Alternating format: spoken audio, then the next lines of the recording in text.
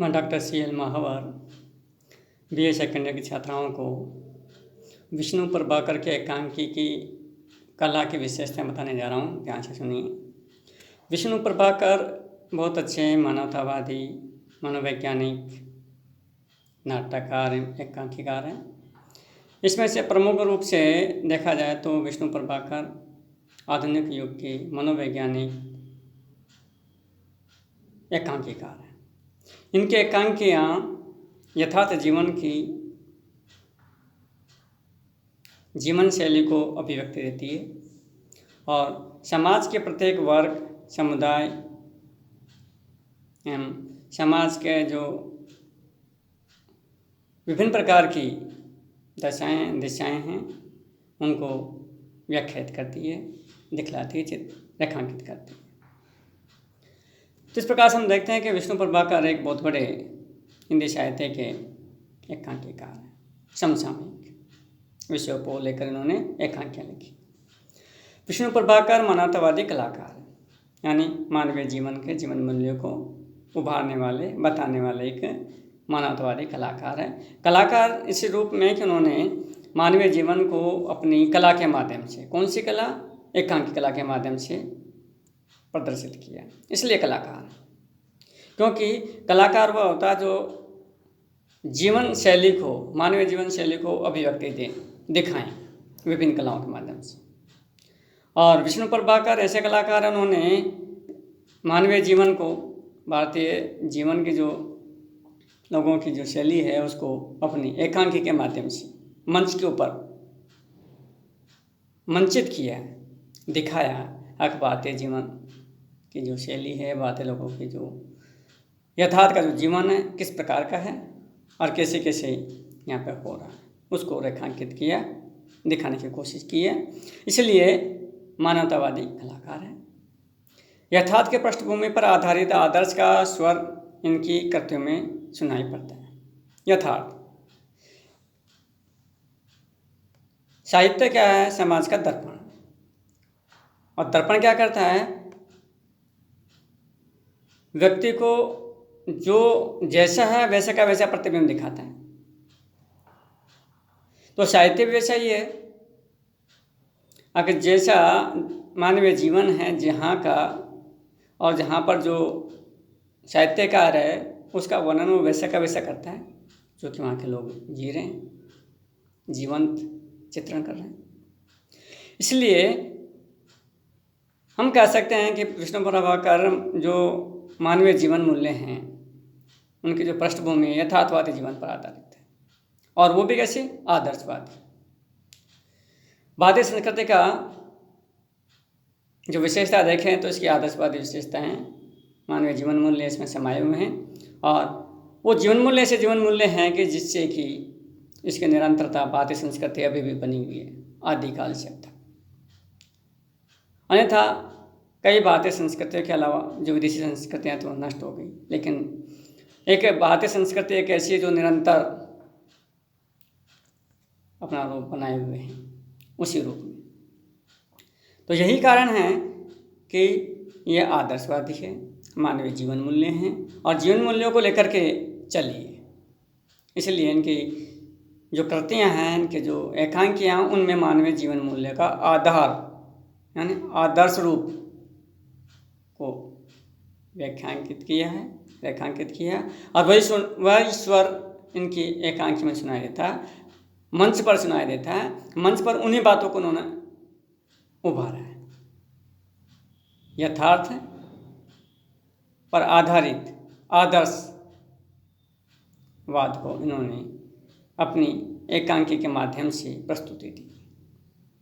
विषय की दृष्टि से इनके नाटकों में विविधता है, यानी नाटक लिखे हैं या एकांकी लिखे हैं तो विषय अनेक हैं। समाज के प्रत्येक विषय को चुना है, किसी विषय को नहीं छोड़ा, चाहे भ्रष्टाचार हो, चाहे समाज सेवा, चाहे अंधविश्वास हो, चाहे समाज के उद्धार की बात हो, समाज में फैले बुराइयां हों, उन सबको उन्होंने अपने नाटकों में, अपने एकांकियों में लिया है। और इसीलिए इनके नाटकों में विषयों की विविधता है। कोई एक विषय को नहीं चुना, बल्कि जो जितने विषय थे जो होने चाहिए थे उन सारे विषयों को अपने नाटकों में, अपने एकांकों में सम्मिलित किया। इंद्र ने ऐतिहासिक, सामाजिक, राजनीतिक आदि सब प्रकार के कथानों पर नाटकों की रचनाएं की गई।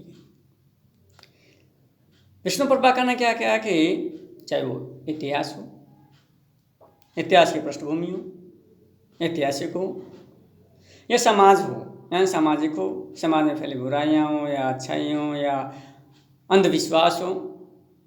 राजनीतिक दृष्टि से देखा जाए तो समाज के अंदर राजनीति है, राजनीति के अंदर कैसे उठाव पटक है, कैसे मारधाड़ है, किस प्रकार से राजनीतिक चालें हैं, उन सबको भी इन्होंने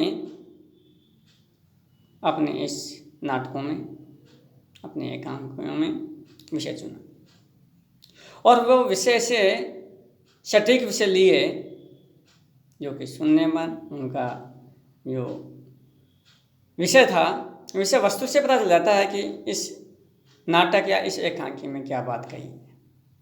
उसका विषय, उसका कथानक वही स्पष्ट कर देता था कि इस कहानी का, इस कथानक में, इस नाटक में या इस एकांकी में किस बात को बताई गई।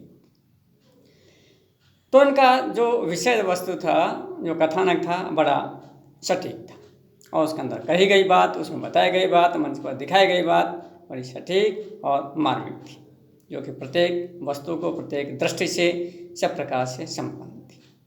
कहीं पर उसमें कोई कमी नजर नहीं आती थी। इस प्रकार से हम कह सकते हैं कि विष्णु प्रभाकर नाटक एवं एकांकी कला में सर्वश्रेष्ठ एकांकिकार थे।